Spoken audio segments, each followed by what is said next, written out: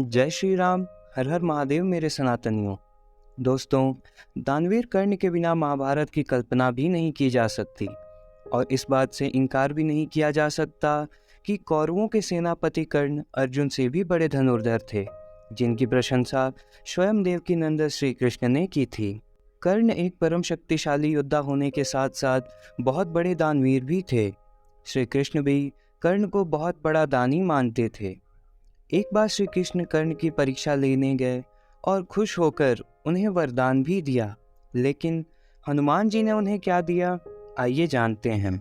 मित्रों, अनजाने में किए हुए कर्म और दूसरों की भलाई के कारण कर्ण को 3 श्राप मिले जो उनके लिए प्राणघातक साबित हुए। 3 में से 2 श्राप ब्राह्मणों ने अनजाने में बाण चलाने की वजह से दिए थे और तीसरा श्राप भगवान परशुराम ने दिया था।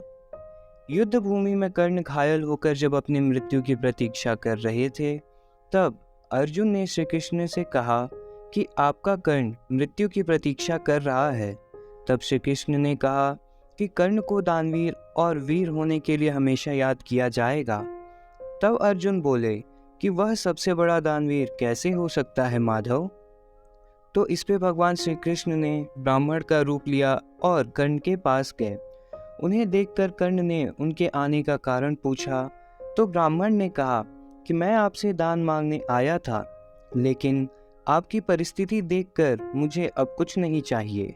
यह सुनकर कर्ण ने अपना सोने का दांत तोड़कर उन्हें दे दिया और यह देखकर श्री कृष्ण अपने वास्तविक रूप में आ गए और कर्ण को 3 वरदान मांगने को कहा। कर्ण ने सबसे पहला वरदान में अपने साथ हुए अन्याय को याद करते हुए अपने वर्ग के लोगों के लिए अगले जन्म में उनका कल्याण मांगा। दूसरे वरदान में भगवान श्री कृष्ण को अपने राज्य में जन्म लेने को कहा और तीसरे वरदान में अपना अंतिम संस्कार ऐसे व्यक्ति के हाथों मांगा जो पाप मुक्त हो।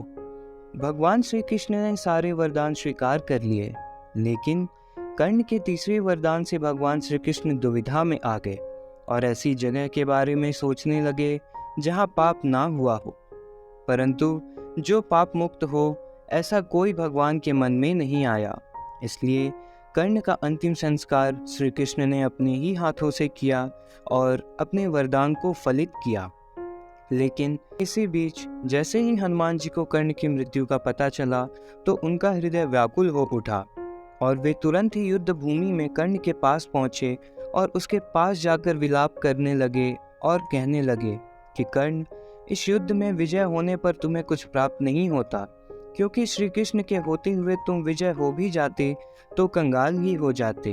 इसलिए हे दानवीर कर्ण, विजय पर केवल पांडवों का ही अधिकार है और तुम तो देने के लिए जगत में विख्यात हो।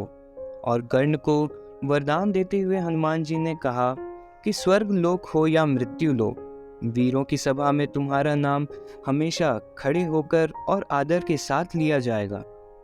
मेरे सनातनियों, अगर आपको यह वीडियो पसंद आई तो कमेंट करके हमें ज़रूर बताइए और वीडियो को लाइक और चैनल को सब्सक्राइब अवश्य करें। जय श्री राम। हर हर महादेव।